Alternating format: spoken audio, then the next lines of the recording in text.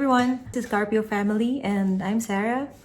So right now, I'm gonna undecorate the house. I'm gonna keep the decor stuff for Christmas, just to make some space for this coming year. Salamat nga pala sa lahat ng nanood sa aming simple house tour. And thank you for all those who comment, who liked, and who also subscribed to our channel. We are very grateful for you guys, and thank you so much.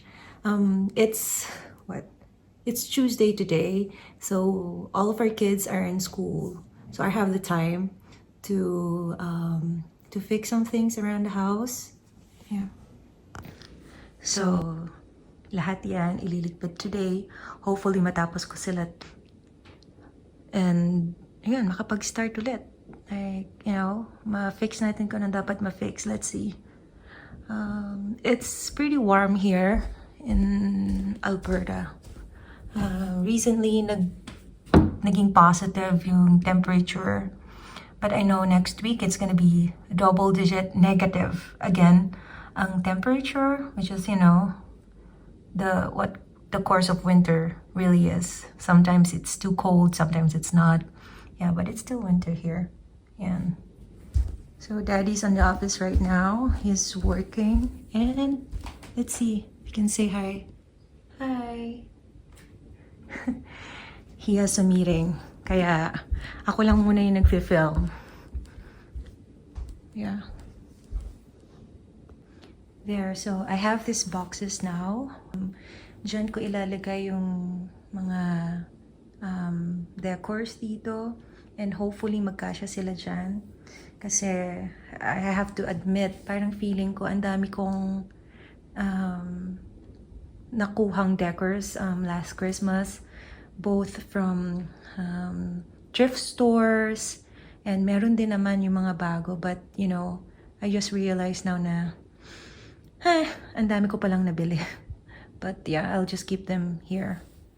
Then mamaya, pag natapos sila, what I'm gonna do is, ilalagay lang naman sila sa basement. May area dun sa basement na purely for decorations and other pieces of furniture that we have. So, I'm just gonna keep it there. So, mag-stay siya doon for the rest of the year, of course, because matagal pa naman ulit ang Christmas. I initially thought I'm gonna put down the decorations in February, but with the recent events, I realized that, I had to do something. I have to do something to keep my mind occupied. We are still grieving, but I still have to do, things to keep me busy. So, ayan.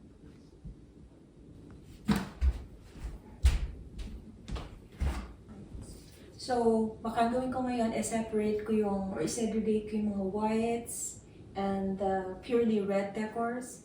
Para next year, if I just want to do all red, I can do that. Or I just want to do all white, I can do that as well. So, let's see. I think I need a plastic. And so, I got some plastics here to help me with the segregation of the decors that we have.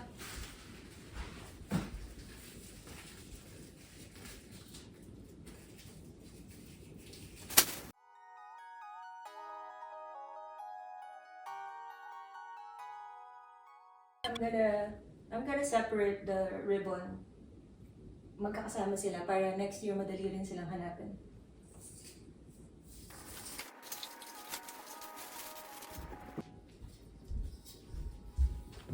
There's some decors that we love. You see that? Cute, no? Now we have a lot of these. Marami dito sa decorations namin. I just purchased them in Marketplace, especially yung mga nagdi-declutter. Last year, or nung nandito sila mama, that wasn't last year, 2 years ago, a family was moving. So they decided to sell everything, in all the decors in her Christmas tree. And magaganda yung decors na meron siya. Habang nag-undecorate, I want to share something. May nag-comment sa YouTube tungkol sa kung paano ako magsalita. Sinabi niya, magtagalog ka na lang, hirap na hirap kang mag-English.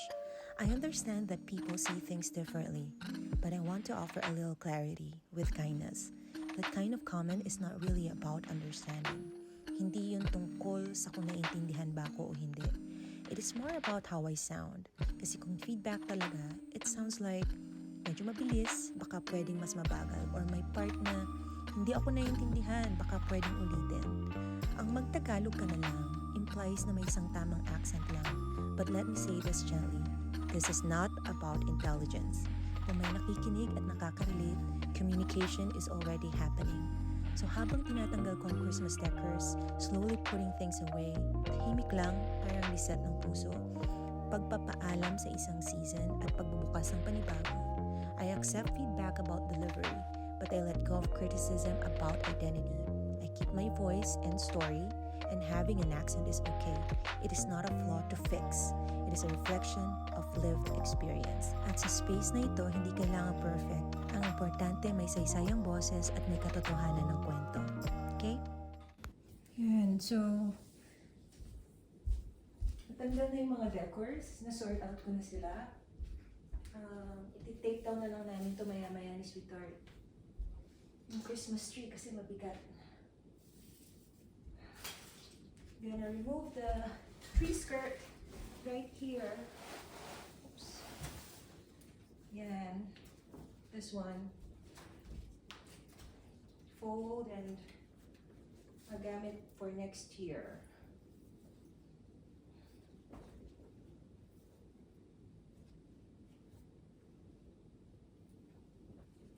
There you go.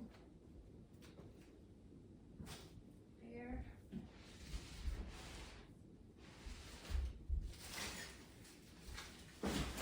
So, parang di kasha.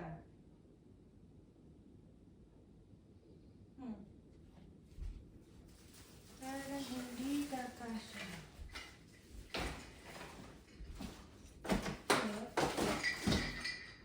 Parang wala rin.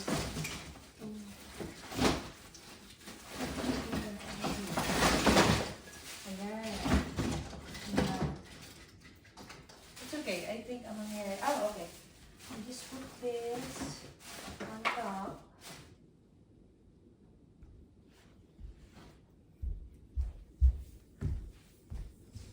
Ayan. So, para magkasya, pinuhos ko lahat dito. Then, I'll just put this cover. Parang ito yung division nila. Ayan. Let's see. Tapos, ibuhos na natin itong red decors. I think matakasya na. There you go. Ayan.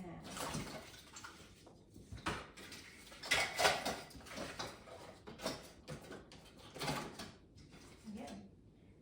There you go. Tapos na. And then, let's put something here. Let's see. This one is done.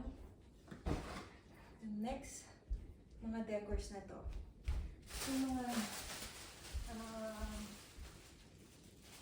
ribbons, may aayusin ko ulit sila. Ito naman mga babasagin, ilalagay ko na lang din sila dito sa bin. Pagsasama-samahin ko sila. Yan. Yan, dito.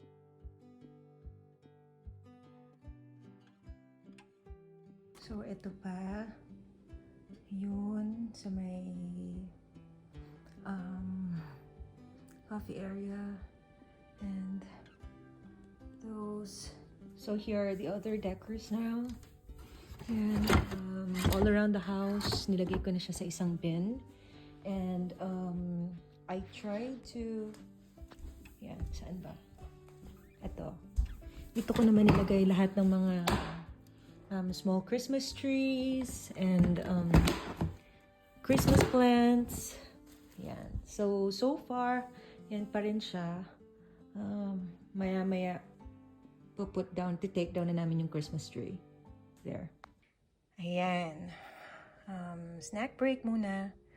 We haven't had our breakfast nor lunch yet. So this is our first meal of the day.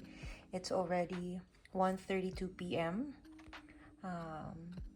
So, yan. I prepared chicken wrap. Yan. Mamaya, balik ulit sa pag-aasikaso. Let's see. Sana matapos today. So, yan na lahat. Yung mga decorations. Kinuha na rin namin pati yung nasa labas. Everything. So, ilalagay na lang namin itong mga to sa basement para doon sila ma-store. Yan. And then, I have so much to fix here. Yan. Let's see. Good luck to me. Yan, nagkaroon ng break si Daddy. Kaya siya na lang muna ang magbubuhat itong mga sofa. I-rearrange namin tong furniture. Ayan, naayos na ni Sweetheart yung mga sofa. So ako naman dito sa isang side, ilalagay ko na tong mga accent chairs. It's a pair of accent chairs that we have. Nasa basement sila pero inakyat na namin. Na magdadagdag kami dito ng mga seats para pag may bisita, mas maraming makakaupo. So far, I love these chairs kasi hindi sila madaling magdumi. Ayan. So, nailagay ko na sila and konting punas-punas na lang and they will be fine. Yeah. Ayan. Finally, natapos na. This is how our living room looks now. So, hindi ako masyadong naglagay ng mga abubot muna. I'm a maximalist, pero tinatry kong maging minimalist. So now, ayan lang muna ang pwede kong i-decorate. I put yung mga flowers and plants that we used to have. And ayan, ito yung sa dining room area. Natanggal na rin yung mga Christmas decors. So there. Thank you so much for watching this vlog and thank you for supporting us. If you haven't subscribed to us yet, kindly subscribe. And thank you very much from the Carpio family. Bye!